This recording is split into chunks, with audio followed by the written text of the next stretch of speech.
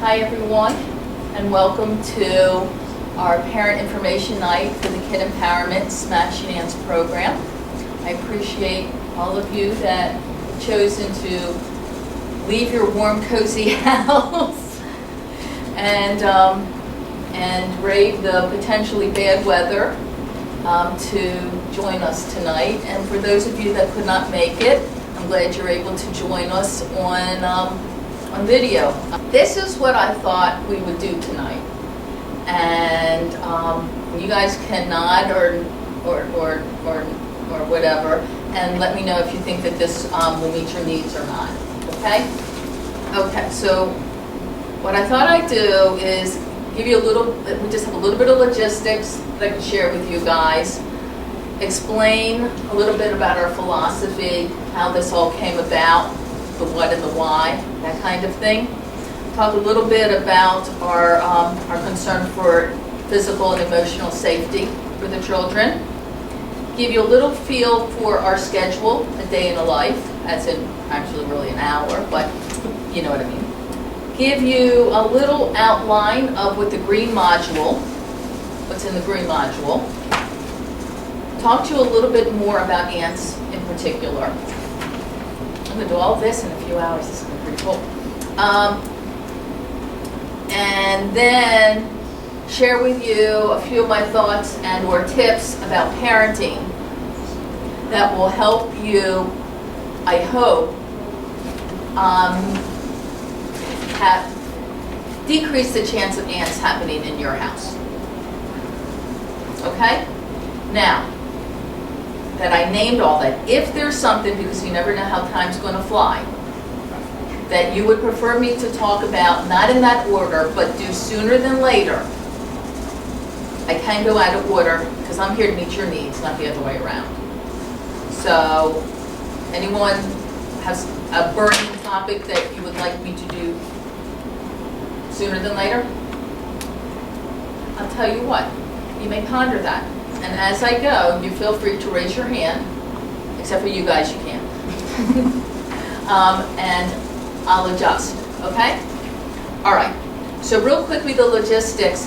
It's a little confusing. For those children that have signed up through Parks and Recs, there are 2 waiver forms, okay?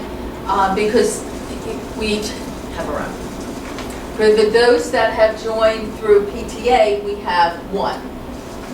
And it's just ours. We do need that back in order for your children to attend. So if you haven't done that, already, please, fill that out and put it in your kid's backpack and have them bring it in. And please don't have them give it to their teacher. Have them give it to their Smashing Ants facilitator. Okay?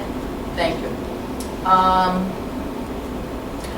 Our very last week, and gosh knows when that will be, because of all the closings we've had, we keep, adding one more to the bottom. But whatever it ends up being, your last day, that's going to be what we call our closing ceremony and an open house. And the parents are invited for the last 40 minutes. So that gives the kids about 20 minutes to practice one more time before you guys show up. Okay? It's a great review activity for the children. For them to do some things to share with you guys, as well as it is a big deal what they're learning. And we like to honor that with certificates, so they all get called up and get recognized and get their certificate. And you will be getting emails off and on to help keep you informed as to what's going on throughout the weeks, okay? But please do know that you do have this book. So your children would benefit from teaching you about Smash Dance, because the best way to learn is to teach. And they get to help the whole family start learning how to Smash Dance. So to me, it's one of those like triple wins, right? Smashing Ants? Feel free to pull up a chair. Okay. Okay, so that's all I really have about logistics, unless anyone has questions about logistics. Is that book supposed to come back and forth, or is there another Yes, one? That please. they use? Okay. This needs to, Just wanna make sure. we prefer it to stay in the children's backpack, so that way they're guaranteed to have it. So if you pull it out for to teach, just please, just make sure it goes right back in again, and then they always have it. We're filming this, it'll be on YouTube, so you'll be able to catch up with what you've missed. Okay, but we appreciate you coming out in this terrible weather. I live from these areas. Okay, oh gosh. Oh, good. Okay, now I'm going to switch over to our thoughts about this program.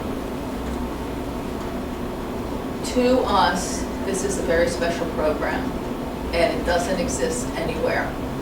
And it has come from the bottom of my heart. I am the creator of the program, and it has evolved over time, and it started out with what I wanted to do for myself and for my children.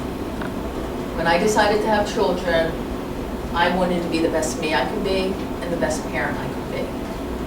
And so I did a lot of research. I didn't want to do the same thing as my parents. I didn't want to do the opposite of my parents. I really wanted to try and do things that were more known, more apt to work than not. And I also wanted to be the best me. Well, in my search for being the best me, I learned about all of these really neat things that I'm like, why don't we teach this to children?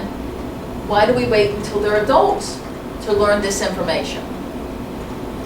And a big part of it was about smashing ants. It wasn't worded that way. That's my creative twist to it. But the philosophies and the tools and the strategies, they all come from adult things that I have learned that I chose to adjust and make it so that kids can get it sooner than later. So this isn't about kids being bad or parents trying to fix them or anything like that. This really came from my heart about how can I help children with success and self-esteem both. So every single strategy that's shared in this program can be used for either one or both, whatever suits your or your child's needs. It's not specific to either one. I double check that every time. Okay, so the other thing I wanted to add to that is that one of the things that I came across when I was growing up was that I kind of feel like, I'm going to stop myself for a second, because I'm kind of getting a little concerned that maybe that word bullying is being a little overused. But when I was growing up, I definitely saw a lot of it. Emotional, more so than physical. And I noticed that there are teachers, especially when I was growing up, very much exhibited bullying behavior. And kids on the playground, the bus, whatever. And just to be honest, and kids can be mean, not intentionally. They just haven't honed their social skills enough that they've learned things and everything else. And there's a lot of disappointments that go on in life. And one of the things that I learned growing up, what came to me, was that I could not control the outside world. That I would benefit from empowering myself. What can I do? And how can I talk to myself? And what can I do to ensure my success and my comfort level and self-esteem? Now, I'll tell you the truth, it was more about success, and then as I got older, then I started being more aware about the self-esteem aspect of it. So that's also what this program's, the foundation of it and what it's all about as well. Okay, now, before I go any further, does everyone get where I'm coming from along those lines? Or does anyone have a question about that? Okay, so now I'm going to talk to you guys as parents. My thoughts about this program is that it's about planting seeds. Okay? Because I have this belief that our children each have their own brain and they're the pilot.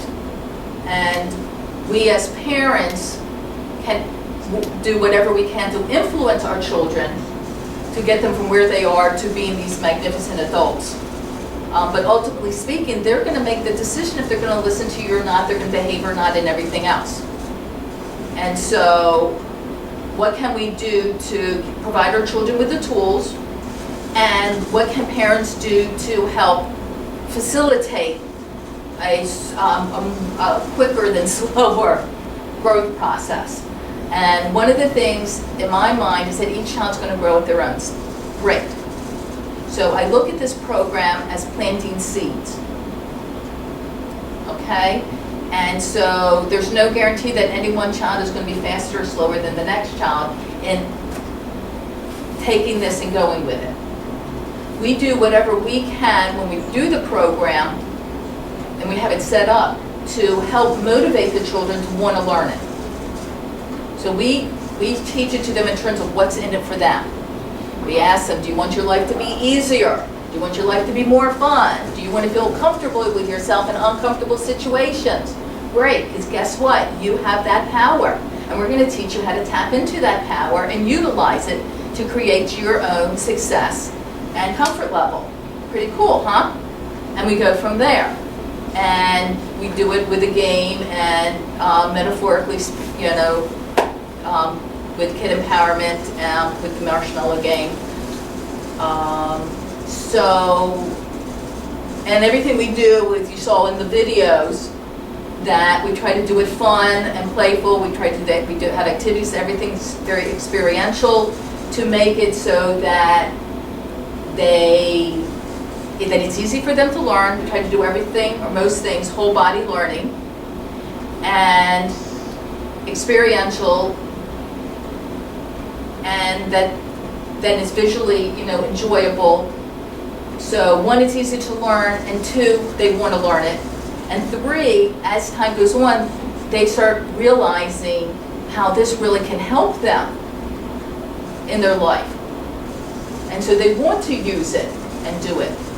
And I'm sorry, I forgot to introduce Dorothy. I introduced myself twice, and I didn't even introduce Dorothy.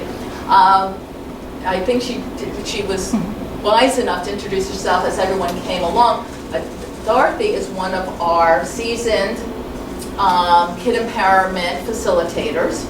And so Dorothy can testify to what I'm saying as being, that's what they've been trained and what they're doing as they're doing the program. Or if she disagrees, I am very open for her to go like this and for her to share her perspective if she sees it differently. Our big thing is about being honest and coming from the heart, and so I know she feels comfortable being honest and sharing her perspective, even if it's different than mine. Right? Absolutely. No Okay. shame, no blame. That's right, and I'm not actually going to go there. I'm glad you brought it up. Okay, so I talked to you a little bit about, by doing this, the variety of the activities. So we try to do, at least you try to do like one arts and craft type of activity. We do some of the little physical things. I didn't get to this. Usually we start earlier. I'll start doing a little bit of the beach ball up game. So we have a little, you can see that we do a little bit of something physical. This helps you guys wake up after a long day. So thank you guys for participating and joining in. Very cool. Okay. So, and then we do, you name it, we try to, do it, we hit on hopefully at least some type of activity that your child would enjoy doing. We do the cup stackers, a little bit of that, something by myself, but which takes some precision, and right and left hand, right and left brain type activity as well. So what I ask of the children, or if your children come home and say, well, that activity wasn't for me or something, help them to realize that we try to do that variety so that even if this particular activity is you're not so crazy about, hopefully some of the others you will be though. So we try to meet at least some of everybody's needs. Okay, and if you believe that we're not hitting any, again, feel free to let us know so that we can adjust. So we do, because this program really is all about for your children, you and your children, not us. So we're really happy and open for that. Okay, safety. We take that extremely seriously. We think of safety as physical, emotional, and the room safety. And it's all spun from the topic of respect. That it's okay if you don't, if you think something that is not so pleasant, just, keep it in your head, just not come out of your mouth. Okay, so unless you have something that's kind and respectful, please don't say it. And so that's how we ensure, one of the ways we ensure the children's emotional safety.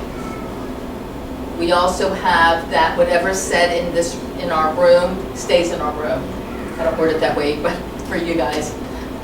Except if you want to talk, you're welcome to always talk to your parents.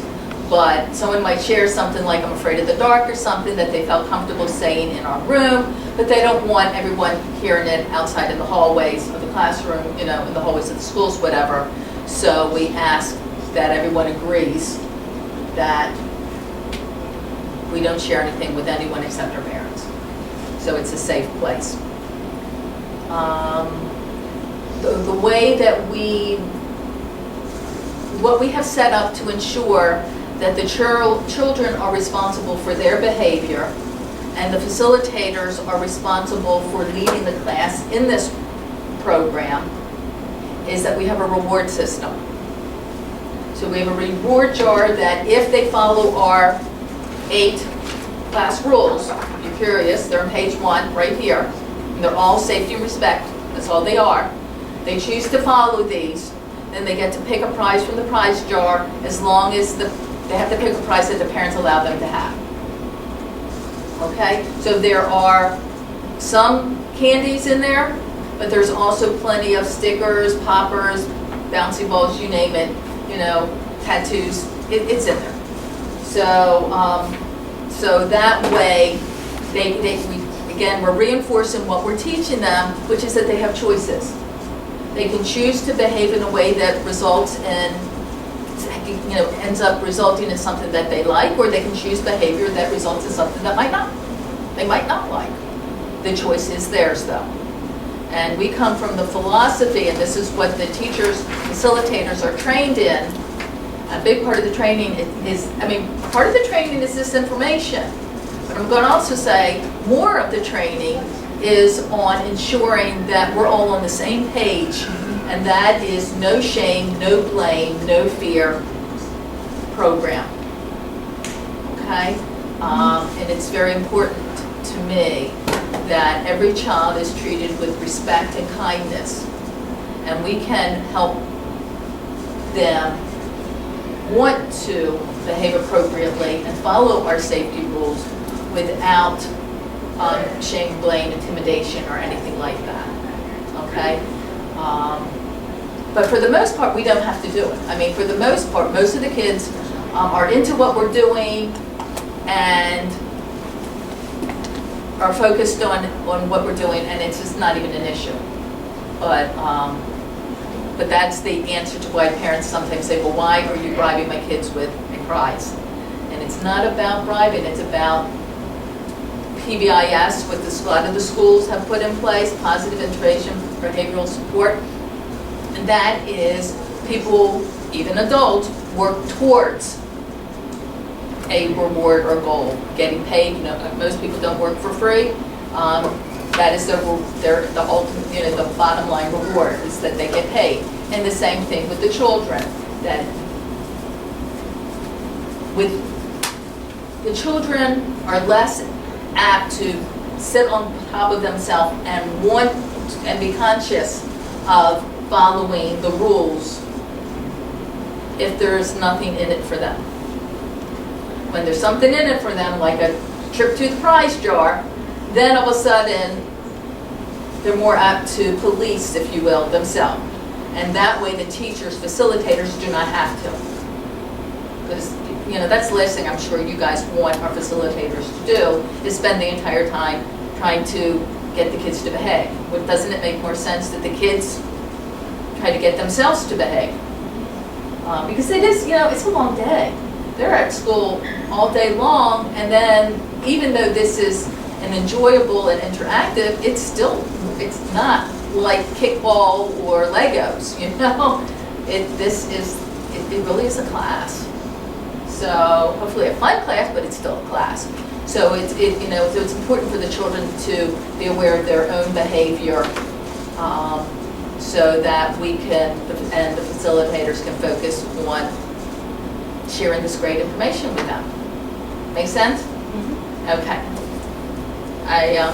Having had a lot of questions about it in the past, that's why I am going to this level of detail, so that hopefully it pre-answers your questions about it. But if it doesn't, I will be here cleaning up at the end, and I'll be happy to talk with all of you more, or anyone who has some concern about it afterwards, okay? And or you guys have my phone number, feel free to give me a call. Okay.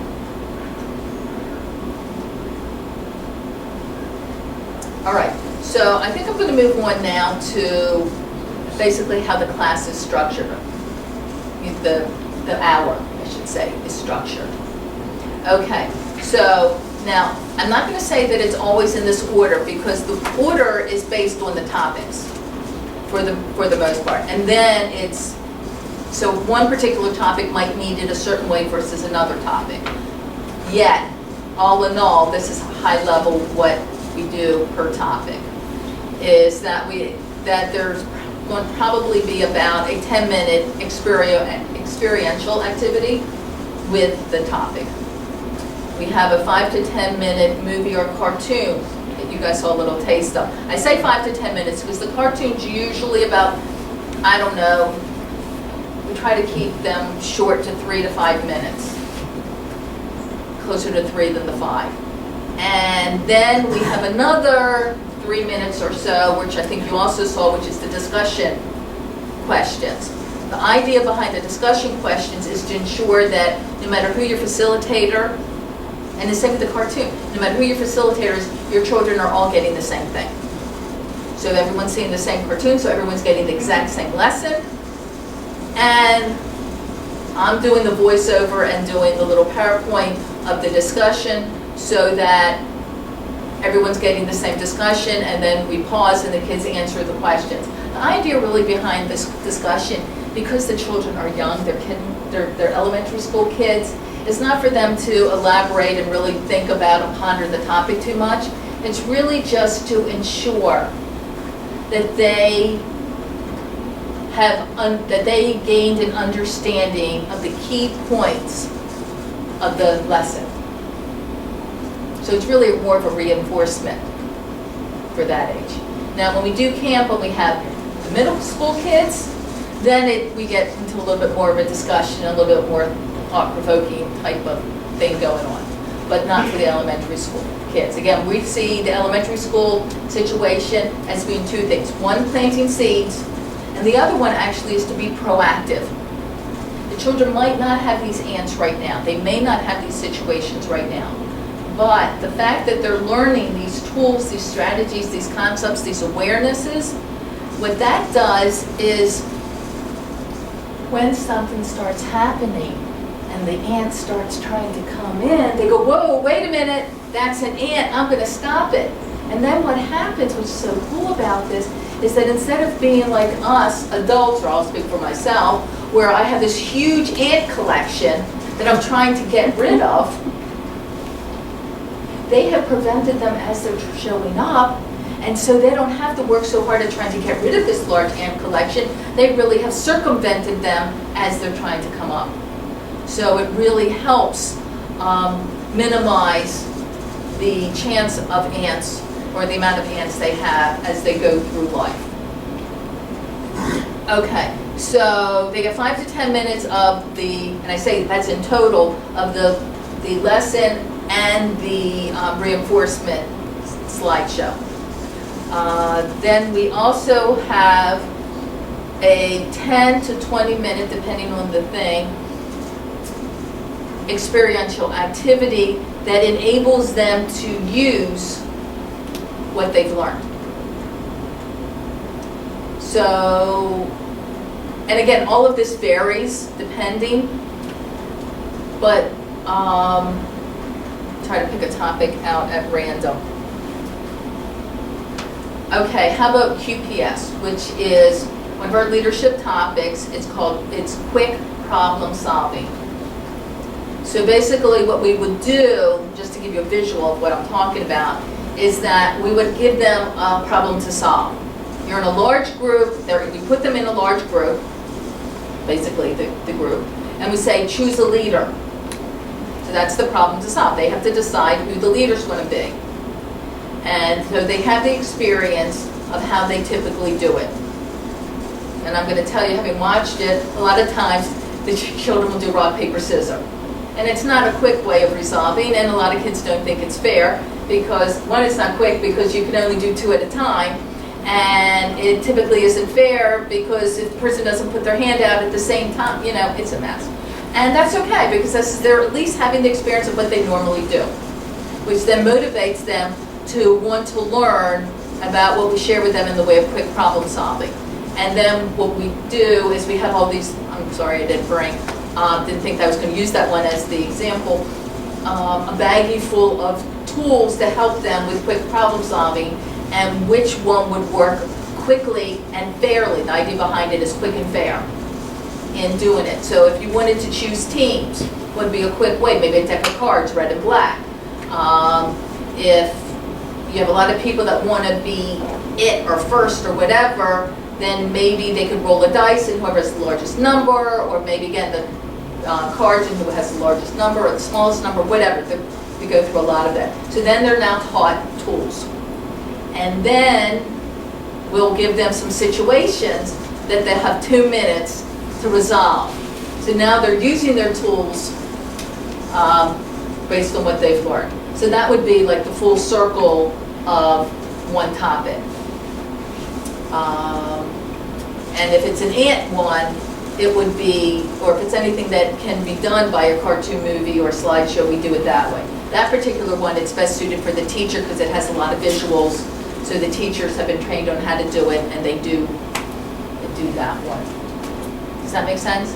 And then what we also do is somewhere in there where it seems to make sense, we slip in a little 5-minute game.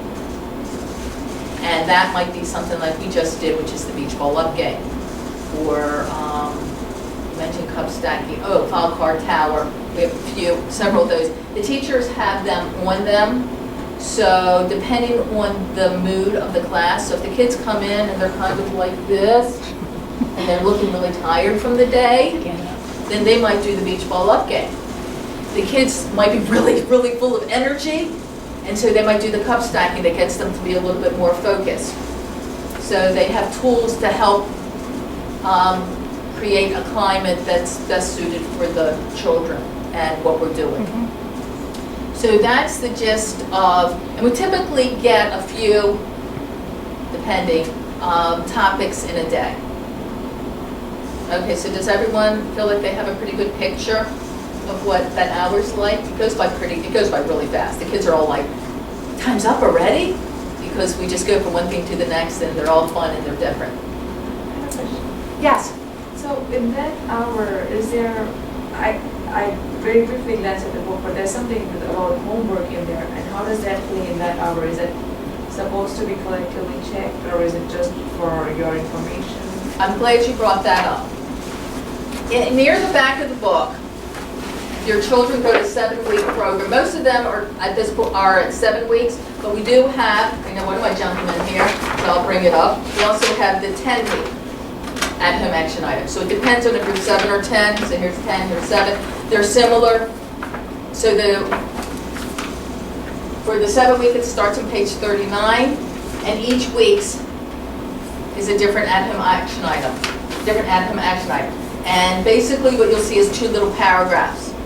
One paragraph, the first paragraph is to help them to reinforce everything that they learned. The second paragraph is to get them thinking a little bit or preparing a little bit for the next week's topic. Because sometimes we have found, like, we might talk about positive power, and we actually have some activities, or an activity that is done with just power of thought. A bad remembering a bad experience or living through a bad experience as well as a good one changes your whole chemistry and your strength and everything. And so one of the things we realized is that when we asked the children to think of a situation where they felt really good, something happened and they were just, full of this positive power, a chunk of the times they draw a blank. It's easier for them to remember something that went wrong than something good. And so it's now an active action item, so we give them a week to see if, and you guys can help them to think about a situation where things went well. So it's along those lines. Does that make sense? Now, because we use the same book for 7 weeks and 10 weeks, we don't have at the top of the book what week it is. If I remember, I can ask the teachers to have the kids draw a line as to when we stop. But you also, with the emails, you can also kind of get a feel as well. So, anything else before I move on? So don't have to turn something in, it's just them thinking about it. Thank you for answering the question. Yes, it is more just to get them thinking and practicing and reinforcing, and it's not homework. It's not getting them to write and do. They have enough of that. So we don't want to pile one more. Okay? Alrighty. I'm going to move on to just giving you an overview of what's in the green module.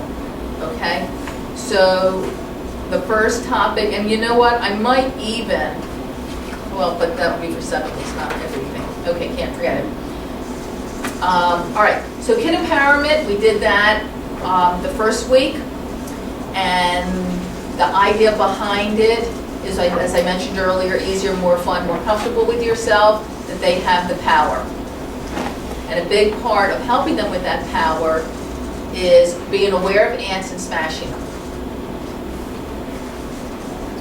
And that leads us to the next topic, which is 411 information on ants.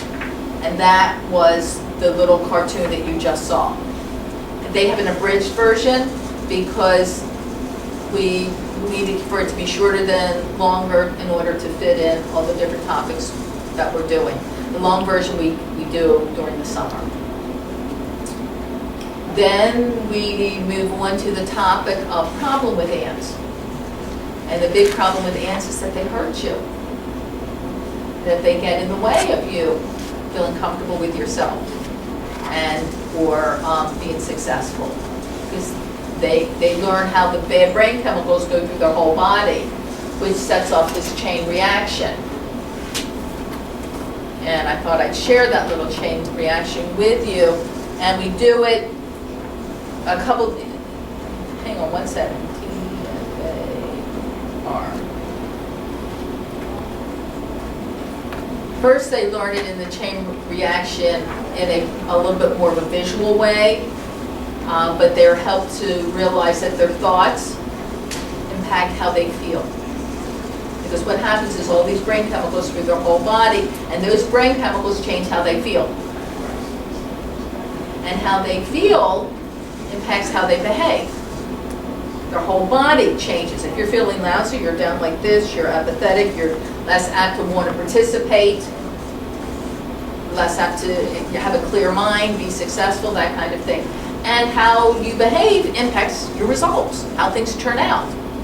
So they're given, and we even talk about how they feel when they're full of ants, they're sad, angry when to be left alone, all kinds of different emotions that we actually talk about.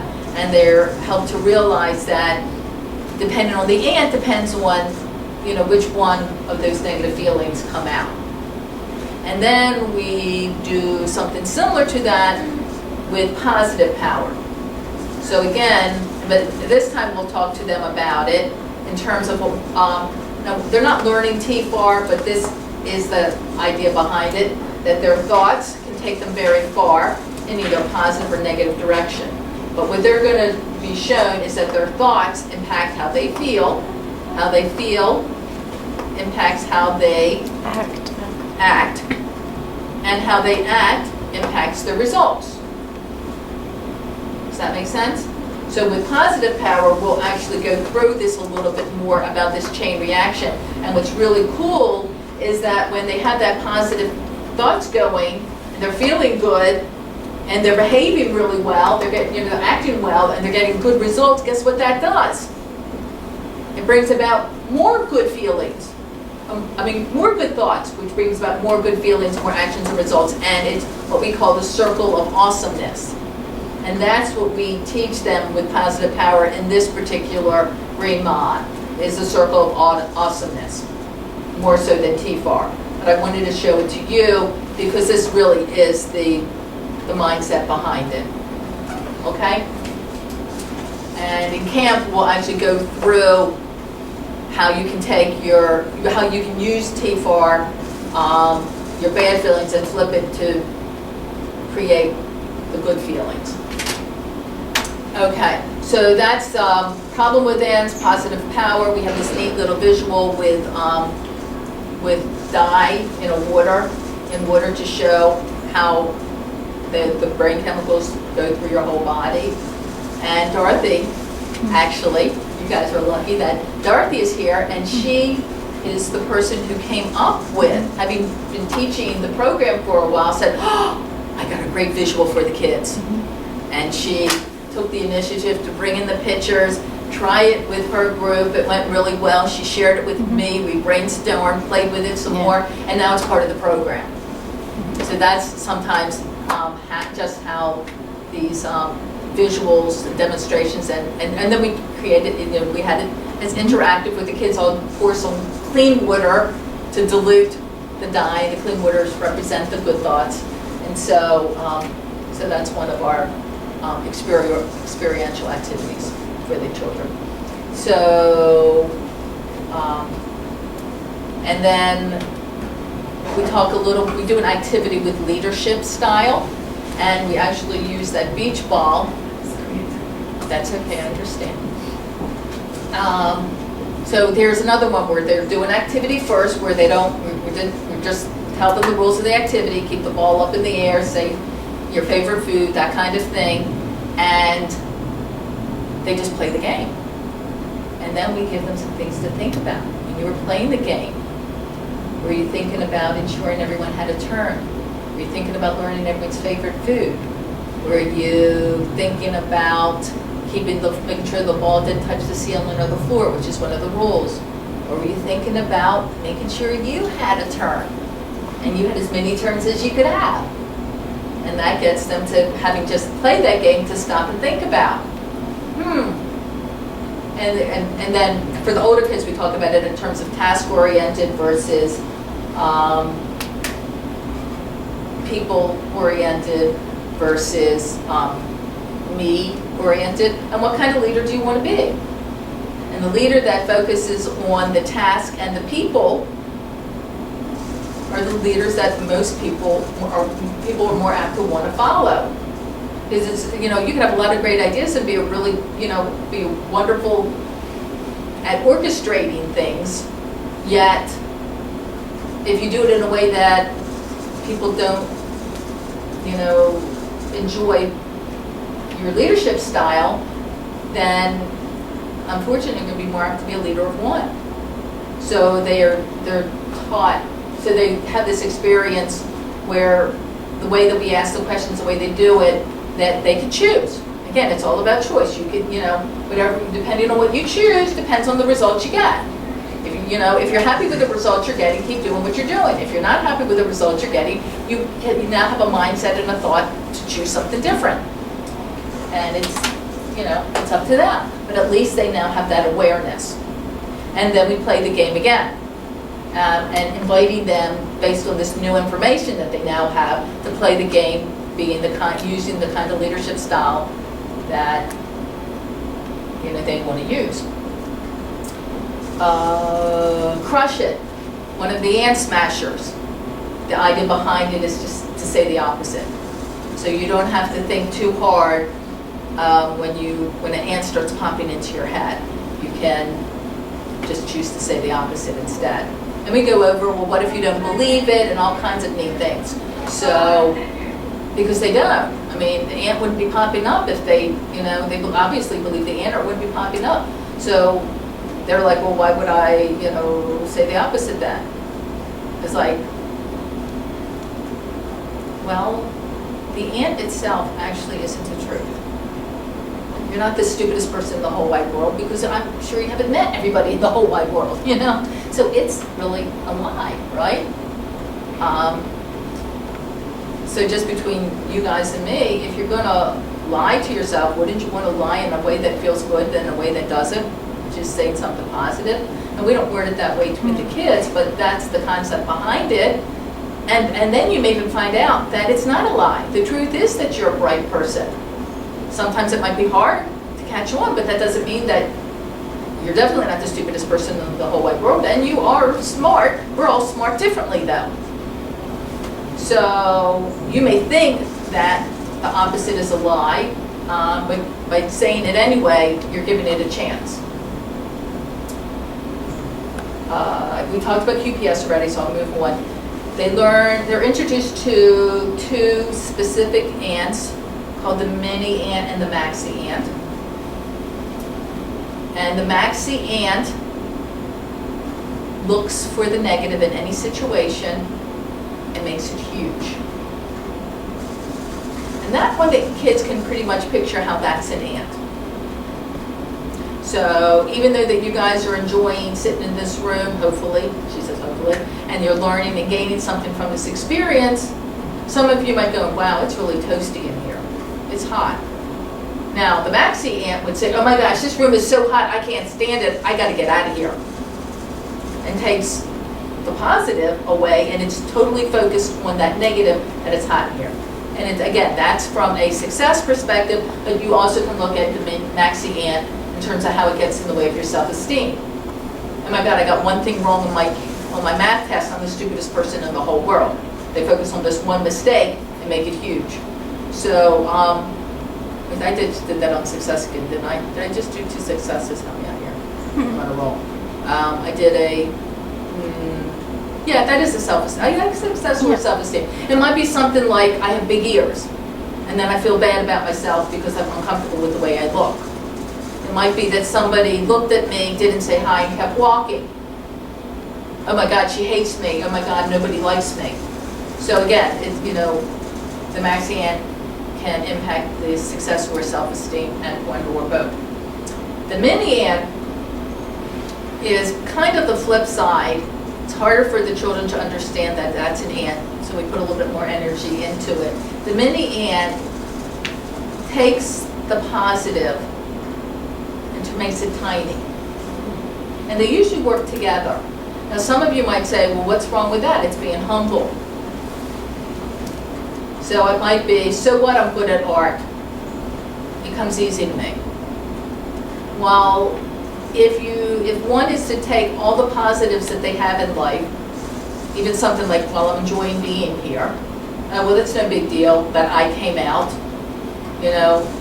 Oh, you guys are here. There's a lot of people that are missing what we're doing here, right? They're not learning these ants. They might not choose to pull it up on YouTube.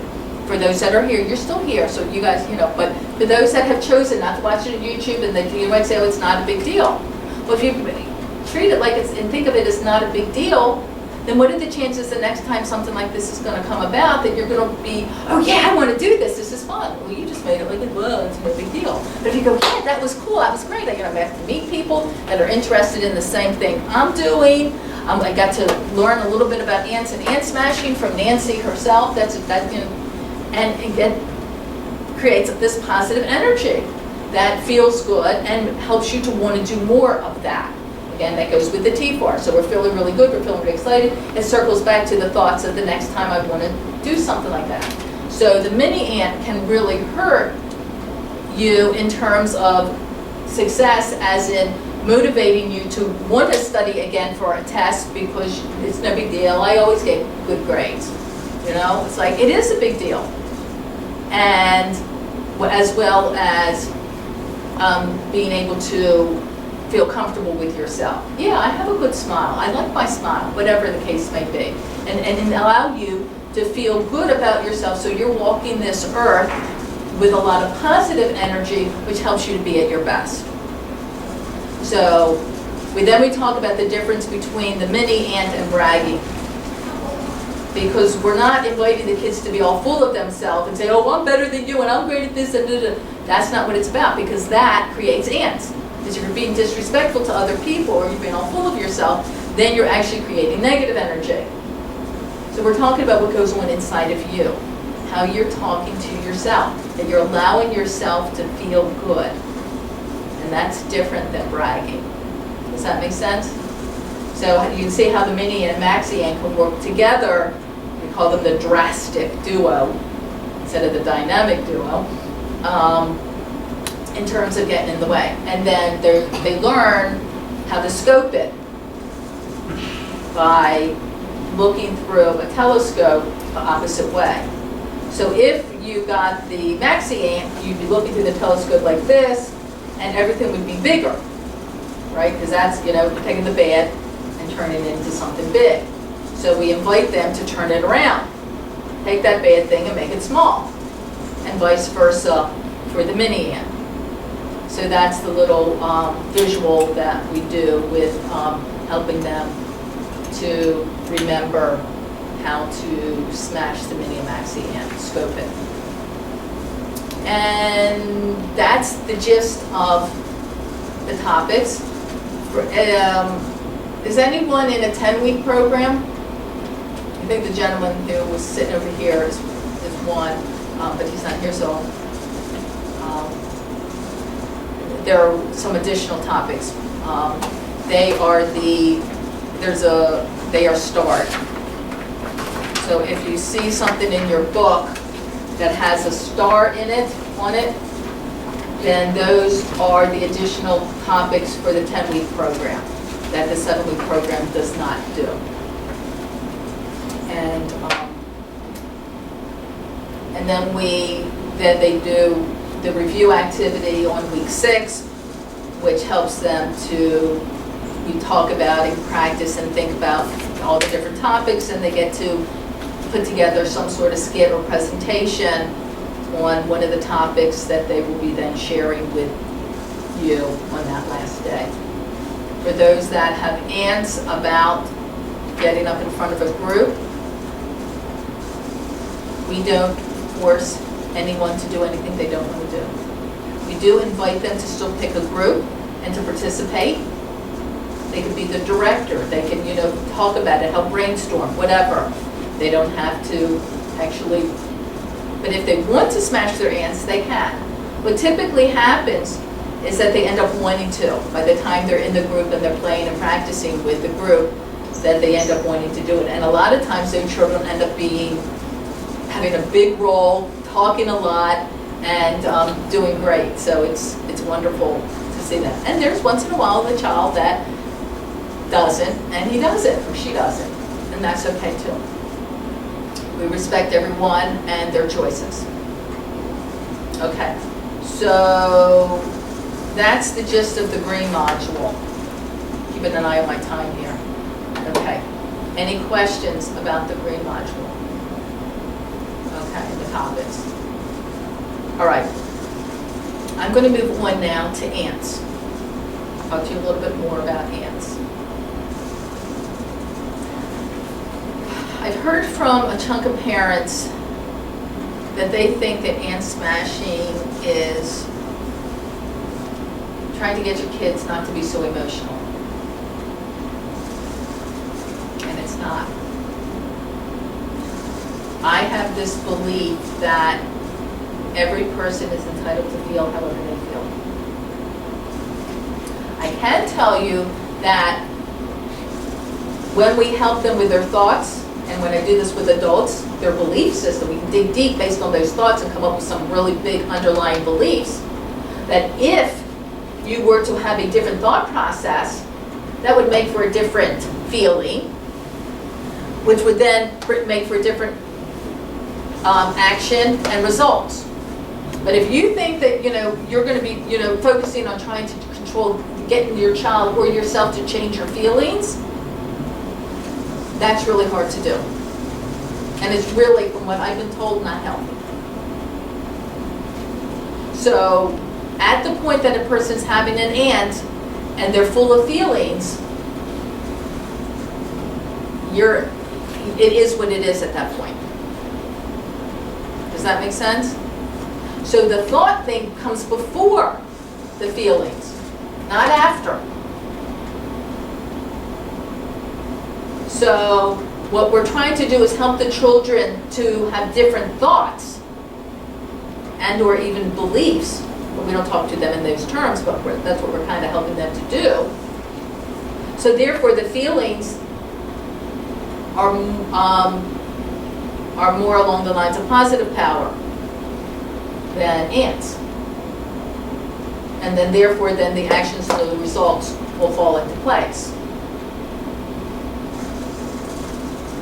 So parents, coming from a good place, asking their children not to cry or not to be sad or not to whatever, it's almost like water under the bridge. That's where they are at this moment in time. So you as parents might be wondering, so I'll sneak a little parenting tip in here, well then what do? My child is miserable, he or she was just outside playing with their friends, they came in tears, saying everybody hates me, nobody wants to play with me.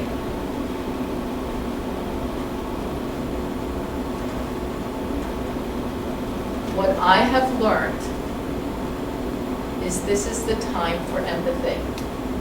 I'm not saying agreeing. So it's not a Dorothy's laughing, she knows what I'm going to say. I'm not saying, oh yeah, you're right, everybody hates you. Yeah, nobody likes you. You're right, kid. But if you would only play differently, kids would like you. I'm not saying that. I'm not saying to agree. And that might even be the same as if the child's upset and it has something to do with a behavioral issue. So on the negative type thing. It's about getting that child's feelings. You may not agree with that child's behavior, but you can get how they're feeling at that moment in time. And it can be as simple as just acknowledging, I can see how badly this hurts you, right? Because that I'm sure you can, you see that. You can see how badly this hurts the child, right? So that's all you can say something like that. You can just stand there and say nothing and just be there as an emotional support. So at the time the child is full of ants, they are full of feelings, emotions, okay? I'm going to give you a hint. When emotions are high, where do you think logic is? You got it. Low. It's as low as they can get. So if logic is out the door, and you guys trying to share thoughts with them, thinking, logic, where do you think their ears are when they're full of emotion? They're on the floor. Their ears have fallen off. So anything that you can say that all your wonderful wisdom is bouncing right off of them because their ears are on the floor. They're not hearing it. The only thing that right now they're so full of emotion, they can't hear anything. So the question is, how do they grow ears? Right? Because once they've grown ears, then can you share some wisdom with them? It's acknowledging their perspective, or acknowledging their feelings, or affirming. Because here's what they're trying to say, I'm not crazy. Everyone would feel this way. They're full of emotions, it's exaggerated, right? The maxi ant has gone to the max, right? They take this thing and they've turned, and it's gone to this huge thing. They're full of ants. So by loving them through it, or just being there, it helps them to grow ears. Ah, thank you, you get it. I'm not crazy. I have a very good reason to be miserable right now, or to be very angry right now, or to be very hurt right now. Thank you. Then later, when they have grown ears again, then you can work like we're doing in this program on the thoughts, aka beliefs, to help them to choose a different action next time so they get different results. So if you want your children to not be so wild when they're playing and then somebody gets hurt and then it's like, well, it's not my fault, Mom, I didn't do it, I didn't mean to hurt them, blah, blah, blah. And you want to say, well, if you weren't being so wild in the first place, this wouldn't happen. They can't hear that. So wow, I can see how upset you are at how this thing, came about. Leave them alone. And then later, then you can say, I can see that, so-and-so got hurt and that you were really upset. Let's put our heads together and see if we can figure out how, going forward, you can behave when you're angry, when someone's not playing fairly, how you can deal with that situation so that you're less apt to accidentally hurt somebody or whatever. So then you guys can be strategizing so that everything that you're doing is coming from a positive place. No shame, no blame, no fear, and the children are partnering with you. And when people talk to themselves, they're more apt to listen. So if you're helping your children, you're teaching your children how to strategize, and you're teaching your children how to come up with different ways of thinking that create different feelings, behaviors, and results. So it's all of a sudden now you're improving your relationship with your child. Because you guys are on the same team, and then they can feel that you're on the same team instead of they're all full of feelings, really bad feelings. You say, well, you should be angry. Now go to your room and think about what you did wrong. You're coming from a place of anger and frustration, and you're asking them to then visualize and ponder all this negative stuff. Instead of, wow, I can see how upset you are. And if you need them to then, disengage, you can say, you know what, I think it's a good idea if you go in your room so that you can have some time to chill, to just give yourself some alone time. And if you want, maybe you can think about maybe what you could have done differently. Parents sometimes believe that my child needs to, so notice I've jumped all to the parenting stuff. I'm sorry, it's my part. So kind of weaving the parenting tips and concepts with the ants, if you don't mind. Parents people can learn to behave differently without anger and frustration. Some people believe that my child needs to be, and I thought that at one point initially, that a person needs to feel badly, punishment, whatever, in order to choose to behave differently next time. And what I've learned is that people can feel wonderful or connected, loved, and choose to behave differently next time. And then what happens is that when the kids step up and they behave more appropriately because they want to. Because you know why? It feels good. It feels good, and you want more of that. So there's a whole different way of parenting that brings out the best in the child. It brings out the best in the parent. It brings about the best in the parent-child relationship. And it's not about anger and frustration. It's about calm, peace, positive energy, love, patience, and then wisdom with strategy and thoughts. So if a child's full of ants, the long and the short of it is that once you've helped them by being a caring force amongst him or her, then later you can sit down and say, oh, maybe we'll take a look at your book and see how maybe you could have, going forward next time, you could smash your ant. Okay, so you can use this as a tool. So this program, yes. So back to where you said give it time, the emotion is time. How much time is you give? Okay, so the question is, how long does it take for when the emotions are high and the ears are on the floor till they grow ears? right? Where they get back into their logical brain, right? It depends. It depends on the child. We're all born with a different temperament. We're all different. And it depends on where the child is at this point in time. I can tell you that if a child has been being raised with a lot of anger, punishment, frustration, chances are it's going to take them a long time when you start being empathic with them.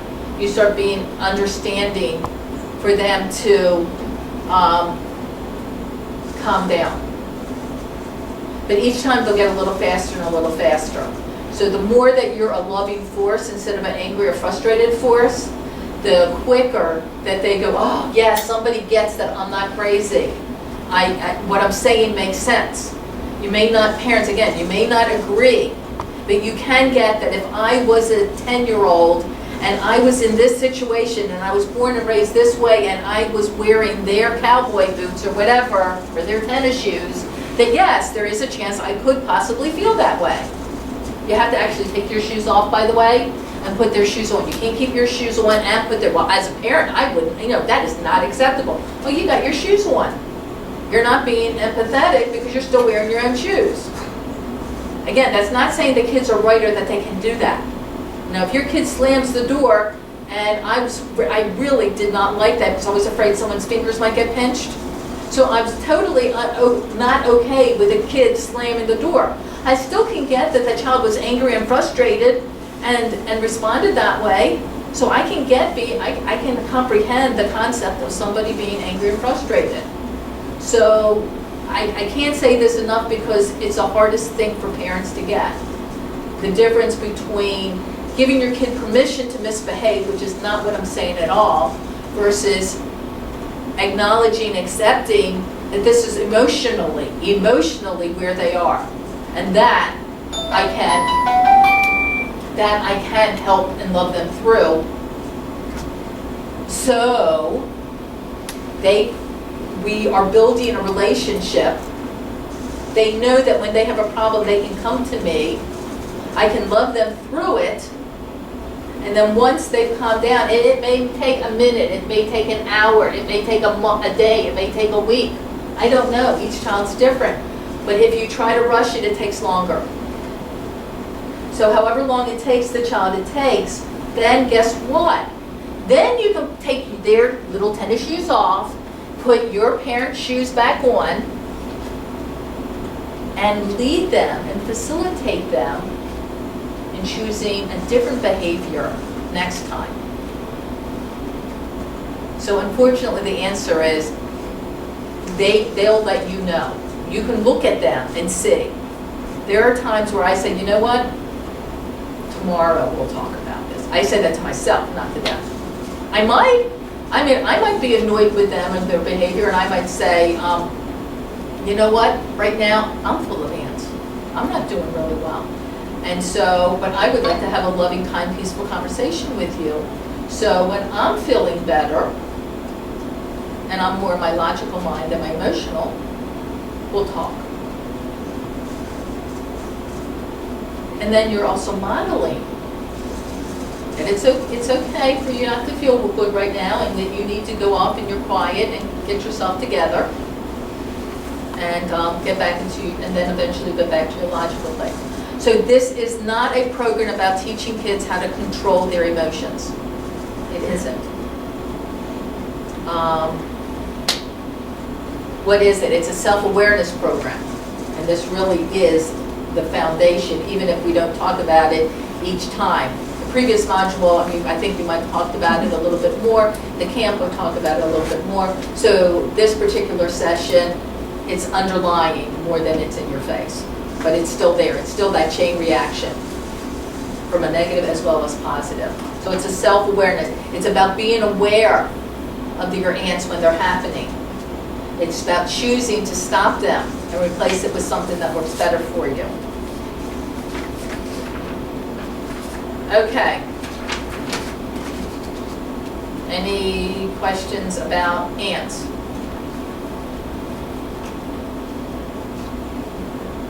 I made the assumption that you all You didn't fix the book.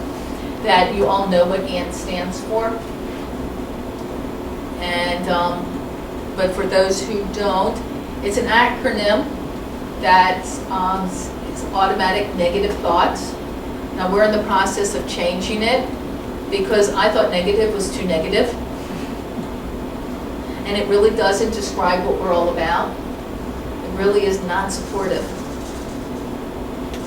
There's thoughts that don't support you, that don't move you in a positive direction. They're non-supportive. Now this particular free module, because we did it in the previous module, we talked about non-supportive, we did a little visual on it so they get a real taste of what non-supportive means. There's kids that have taken module after module, so I didn't want to be redundant, so we left it negative and didn't talk about non-supportive, and that's fine too.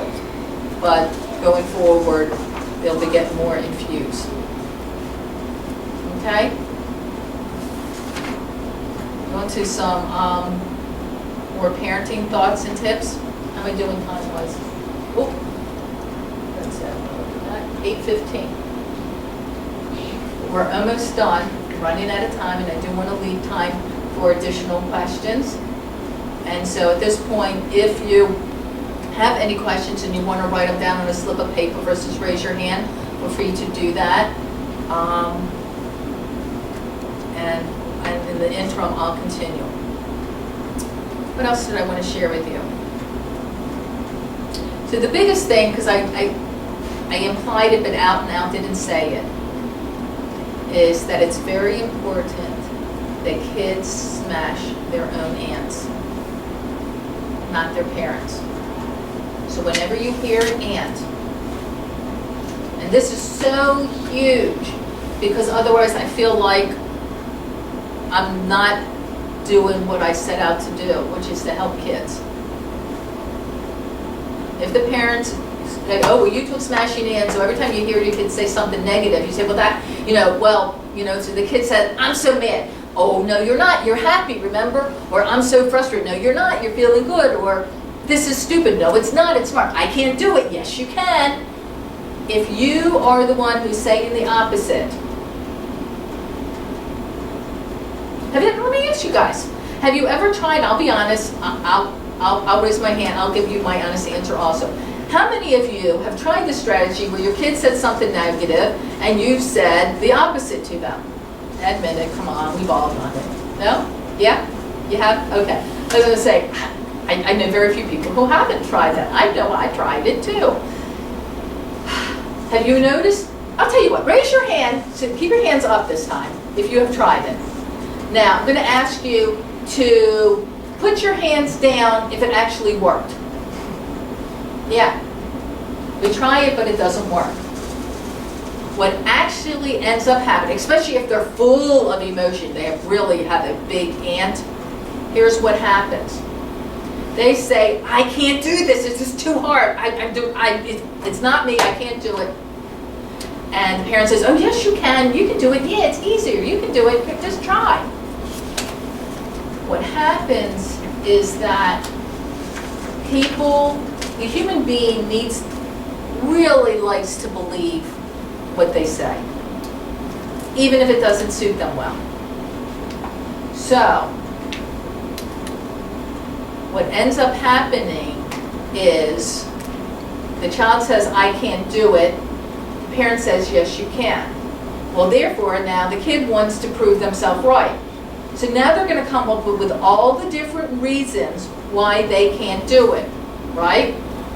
Well, I tried it before, I wasn't able to do it. Don't you know that, I'm having trouble memorizing my math facts. And now they're coming up with a million different reasons proving to you why they can't do it. So now and guess what? What you say to yourself is what you're more apt to believe than what somebody else says to you. So now what's happening is the child is taking this belief and it's starting to grow roots. And it's really, because the child's going to dig their heels in to prove themselves right. Okay? So now, in the parents' desire to help their child and prove to them that, yeah, I believe in you, I think you're great, yes, you can do it, they're actually facilitating the exact opposite. Does that make sense? So if instead, if the child says, I can't do this, I'm so terrible at math, you say, wow, I can see how frustrated you are. And that's it. And the kid goes, oh, I'm not crazy, math is hard for me. Okay, that may be it for now. It may be, once a child feels like they've been heard, guess what happens sometimes?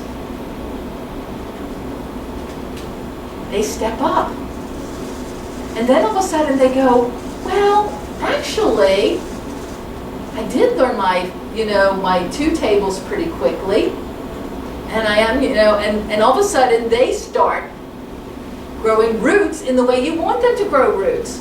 They start stepping up and start maybe coming up with proof of the opposite because they're not arguing with you about it and they felt like they've been heard. Does that make sense? If that's not the case, then later when they're feeling okay, you can sit down with them and have a conversation with them. You know what? I noticed that when you were doing your math homework, you were getting really frustrated. And I feel badly that it was frustrating you so. Yeah, math is really hard for me. I can see that, that you're having your challenges with it. Yeah, that's our friendly stink bug. Our neighborhood stink bug, actually. So then you can say, well, you know what? Now that you're feeling a little better, I wanted to share with you a strategy that may help you. I have found that when I'm really frustrated when I'm doing something, that I need a 5-minute break. And sometimes I can do it after I've walked away. So one strategy is just to set a timer for 5 minutes, do something else, and then come back to it. And you may see it differently. And maybe it won't be so frustrating then. Sometimes it takes sleeping on it. And then the next day it comes to you. Sometimes it's asking for help, but not when you're frustrated, of course, once you're feeling better. So now that you're feeling better, would you like to sit down and show me the problem, and maybe we can work our way through it? So now you're facilitating your problem solving, you're coming up with ideas, and the child is more open to hearing it. But not at a point where they're arguing with you. And you're not convincing them that they're good at math. What you're doing is you're giving them tools to be less frustrated going forward and giving them some strategies so that they can work their way through it. Does that make sense? And that works with pretty much a lot of stuff, if not all. That kind of process and philosophy. Varying degrees depending on the situation, the child, and everything else. But that's just an example. So when the child is full of ants or has an ant, try to resist smashing it for them. Even if they choose not to smash it. They choose not to smash it, again, that's their choice. Later when they grow ears, that could be a question. Oh, I wondered if you might have felt better if you had chosen to smash that ant. I wonder what ant smasher might have worked. I wonder what you could have said to yourself. Oh, yeah, you could have said, I can, and then do it. Great, which is maybe we can come up with a game or practice that so the next time it happens, you're more apt to smash it. So a way for parents to be proactive may seem like I'm teaching you to be reactive, but actually not. It's allowing this moment to happen, not trying to change it, allowing it to play out, because again, we're past the thought process. We're in the feelings and actions and results place. Somewhere in there. Some mess in there, we've come across it. It might be, unfortunately, at the results end, I mean, they've taken their homework and crumpled it and thrown it across the room. We didn't, but somewhere in that feelings, actions, and results, that's where we came across our child. But what we can do is love them through it so that we can then be proactive and they're more apt to want to talk to us about it because we're on their team. And then when they have grown ears, no matter how long it takes, we can talk to them about either their thoughts and or strategies to help them create a different belief. So not once am I talking to them about the thoughts that they stink at math, but I'm helping to recreate the belief that they're okay at math. Math might be hard for them, but they can do it. It just might take more practice for them. It might not be their strongest subject, but they can do it. Does that make sense? Okay. Time-wise, I think we're about it. I'll just plant one more seed since it's on my sheet, and that's about punishment versus reward. I talked a little bit about it before because we do rewards in our program. Punishment and rewards are not that much different than each other, but one comes from it from the angle of negative energy, and one comes from it from a place of positive energy. When one works towards a goal, they feel empowered and motivated. More apt, anyway. So it may be something just playing a game. Oh, let's play beat the clock. And cleaning up your room or getting ready for school in the morning or whatever. Versus if you're not ready on time, then no TV when you come home. Well, now they're getting the message that my parents are unfair, they're illogical, they don't make sense. What does one thing have to do with the other? And they're mean, and now I want revenge. Versus, I feel empowered. I can, if I want, try to beat the clock and earn this reward or prize. And it might be something that you would normally do anyway. They come home from school and you play a board game. You know, so it doesn't have to be, I'm going to buy you the moon or a bike or whatever. It's some fun family activity or something that you would normally do. So it's instead of taking things away, giving them so that they're entitled and they have everything. I get to watch TV, I get this, I get this, I get this. And if I don't behave, you take it away from me. Instead is, you choose behavior that moves you in a positive direction, and then we have more time to do these fun things. And it's nothing about entitlement, it's about working towards those good things. So it's depending on how you do a reward system, if you will, it's not about bribing the kids. It's not, well, if you just stop misbehaving, I'll give you this cookie. It's not that. It's set up in advance, because now the kid has the power. You know, the kid's in charge when you're doing that. And the difference is, you know, we're going to go to the store, and it's real important that you have store behavior. If you choose to have store behavior when we get home, well, we could do this fun thing. Or you can pick something that we bought and you can eat it, whatever. If you choose not to do, you know, store behavior, then you can just leave it at that without even bringing it up. But or you could say, and then if you wanted, you could do a logical consequence.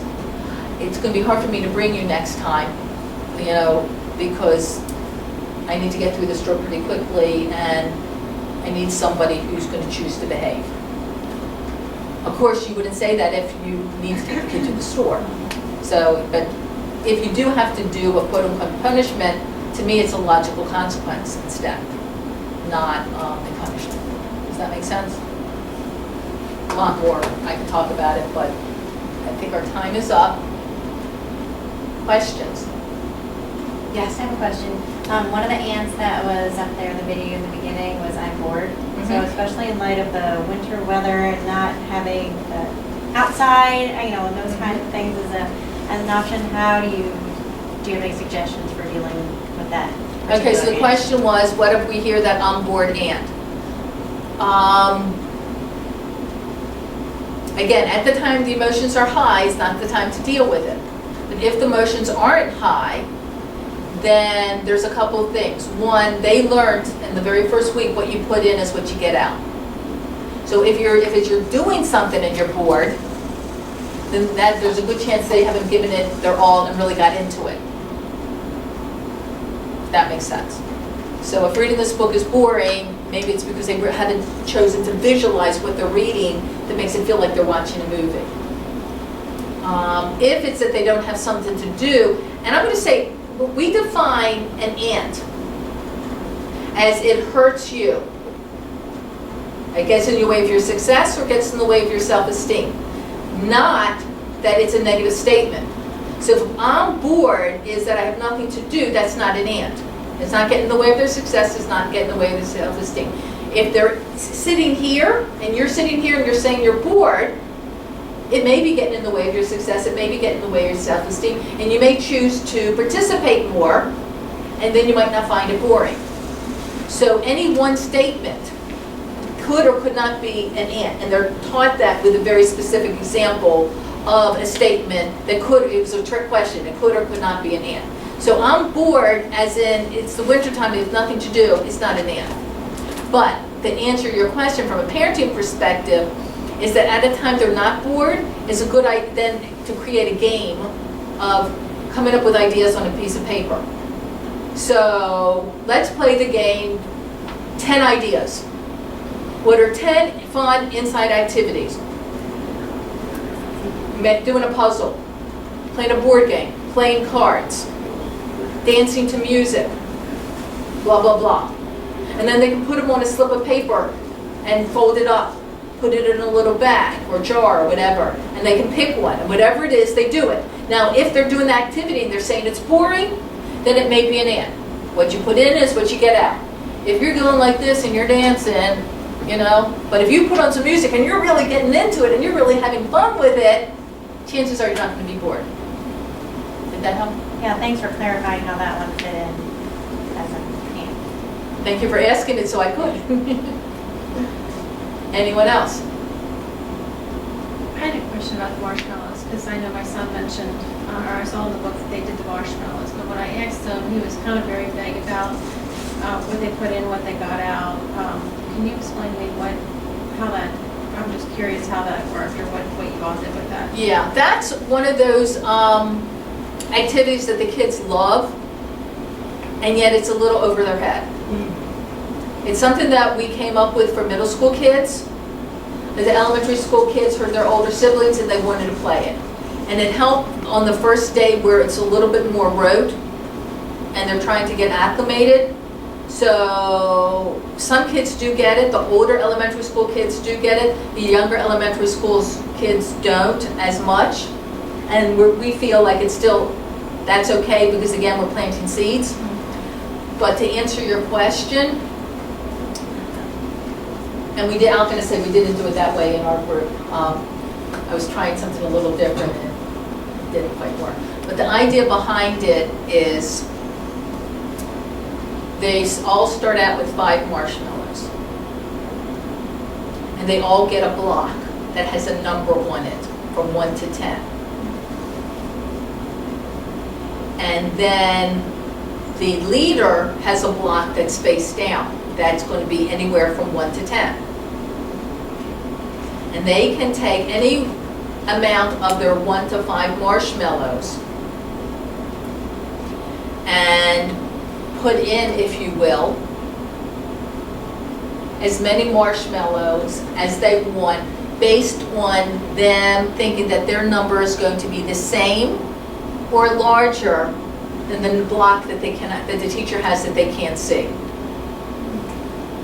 So they can put in as many as they want, looking at their number and not knowing what mine is.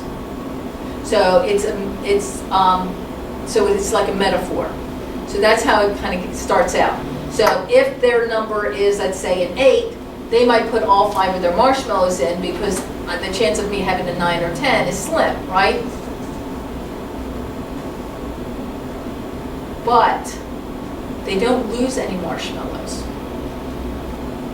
So what they come to realize is no matter what their number is, because we kind of rig it so that the leader's number the second time is a 1. So no matter what number they have, they all win. So what they come to learn, and then we do this PowerPoint that shows it and explains it, that what you put in is what you get out. So we then take it from the metaphor to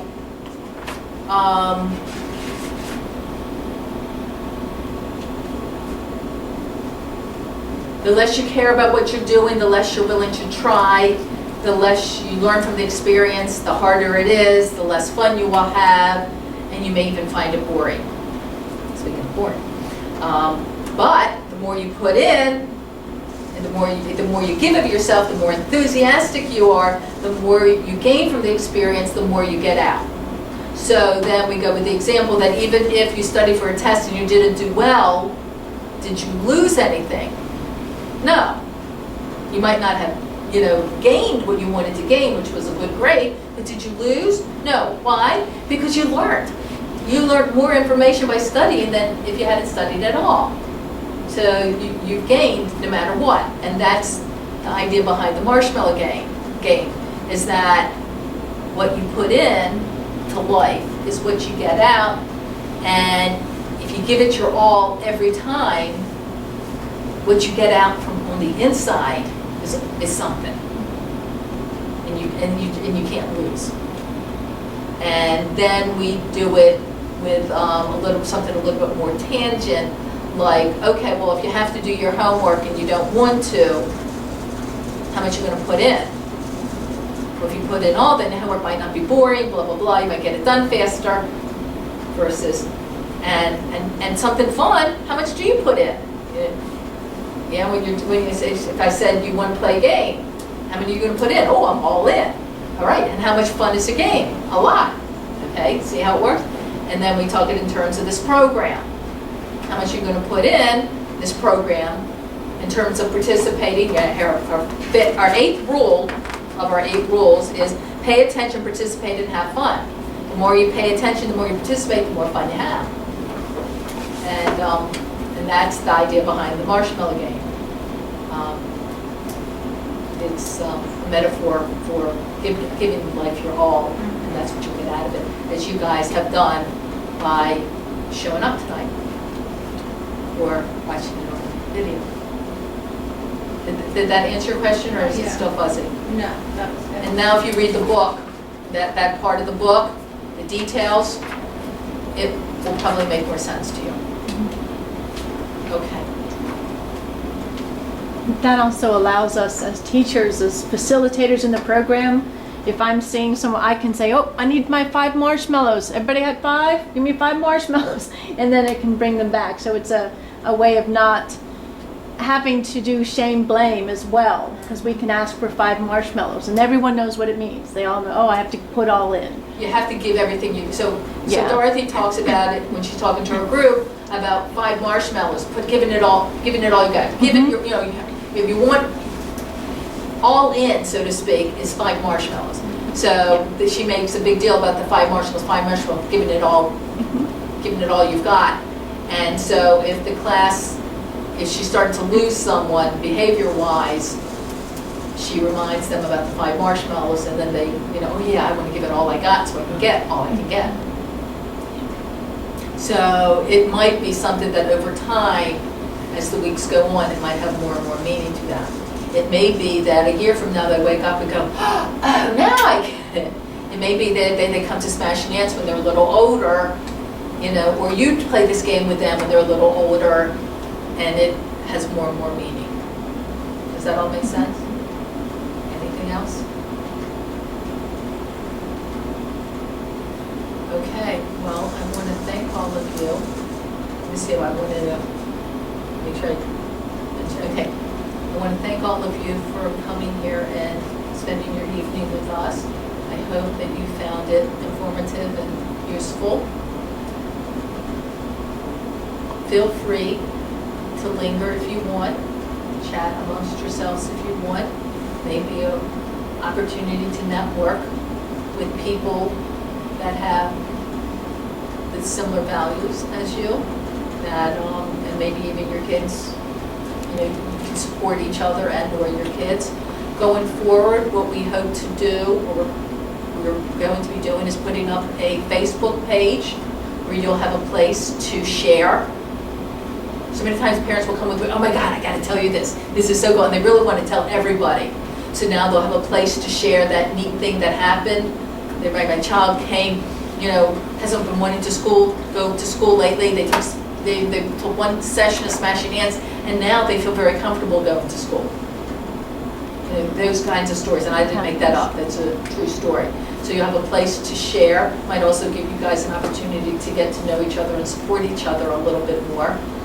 We are looking to offer parent classes on teaching parents smashing ants, as well as some more parenting type things.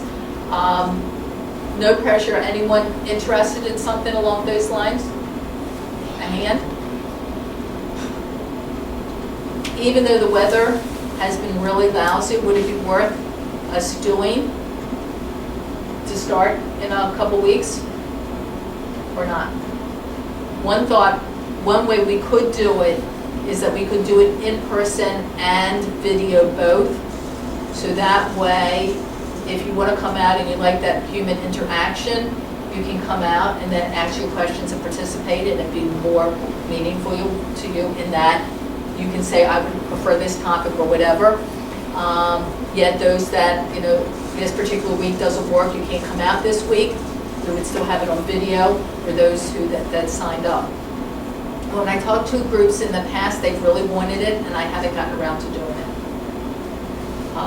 We do need a minimum of 10 for sign up. And the rate that, when I've asked previous groups, you can let me know if you disagree, you can write it on a piece of paper and leave it at the door, is $20 an hour. We'll do it for an hour and a half, so that means that would be $30 for an hour and a half session, $20 an hour. If you feel like that is too much or too little, feel free to write it down. Put what you think, put that at the door. But that, I told the price first, and then I asked how many of you would be interested. So I should have done it the other way. Now that you all know the price, how many of you would find it interesting still? Comfortable for you? Okay. How many weeks would you find it comfortable before it became uncomfortable? I'll start at a number. You can raise your hand and stop raising your hand when that number doesn't work for you anymore. 4 weeks. All right, let me try again. I'm going to start 1 week. Could it be by topics, maybe?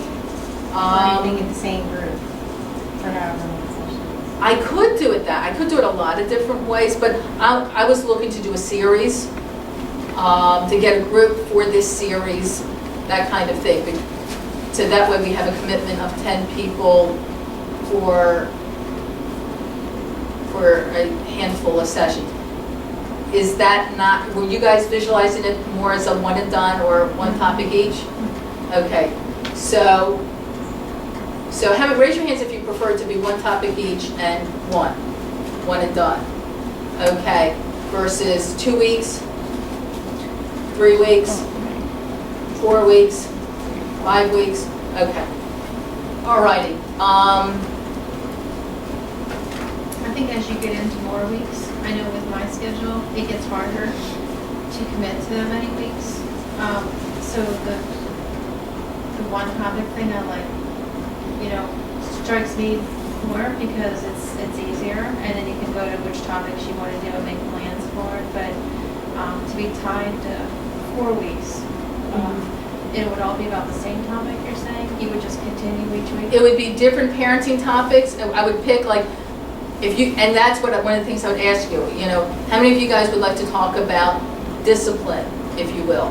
How do you get your kids to behave without shame, blame, fear, without punishment?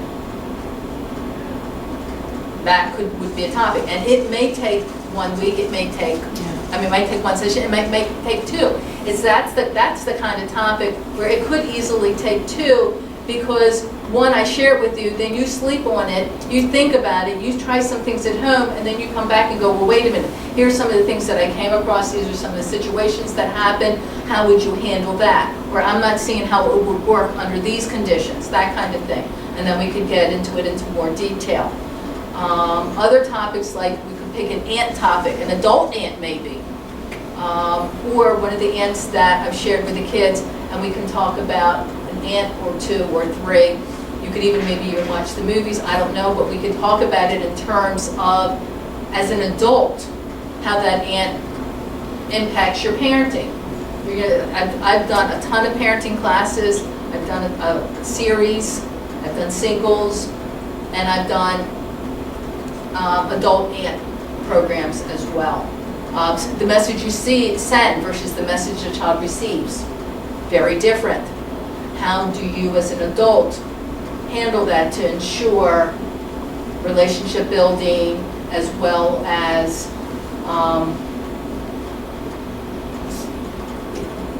ensuring that the child's getting the message you're really trying to send? Your message might be, I love you, I care about you, and I'm trying to keep yourself safe. And the message a child might receive is that I'm not good enough and my parents are mean. You know, wow, that's not what you were sending at all. How'd that happen? We can talk about how that happens. So, anyway, more thoughts? I'll stop talking. We do need a sign-out sheet. We don't have the name. I do, it's on the, actually on the wall where I wrote the Smashing Ants thing. Is it? I Okay. can pull that off I and just have want to make sure everyone we have initial everybody's. that on their way out. Okay, yeah. Okay? So here's what we can do. You guys are welcome to email me, Nancy@smashingants.com. And oh look, it's not on the book. I think I did not make that mistake. Okay, it's on the website somewhere. On the email, that last email I sent came from my email address. Email me. What are the AND topics, or if you don't know them in terms of AND topics, what are the type of situations that you'd like me to address? What are the type of parenting topics you'd like me to address? I might be able to come up with a list, and then you guys can tell me which one or ones you're interested in. The situation I have is that I'm really busy with a lot of stuff. And so, for me, this is more about supporting you. So, I'd rather not do things that you guys don't want. It's, you know, it's a waste of my time. So, and it'd be a waste of yours too, if you were to come and it wasn't what you were looking for. So, let's see if we can work as a team so that we can do this in a way that that meets your needs. And like I said, we could do this, you know, have the video option so that if it doesn't fit into your schedule a particular week, you would have a week or two or whatever to watch it, you know, anytime, an hour and a half, when kids go to bed or whatever, instead. Something along those lines. So, 1, feel free to email me topics. 2, based on what you guys email me and what I think of on my own, I will send out probably an email blast. Here are the topics, vote. And if I can get 10 votes on any one topic, that's what I'll do. And if I don't have 10 votes on that particular topic, I won't do it. That sound fair? And then we'll do as few or as many as you guys want. And we can spread it out. It doesn't have to be one after another. It's another option. So things to think about. But again, I'm here to support you. And you know, I'll do it if it's what you really want. Okay? Thank you guys so much. I appreciate it. Thank you. And thank you guys.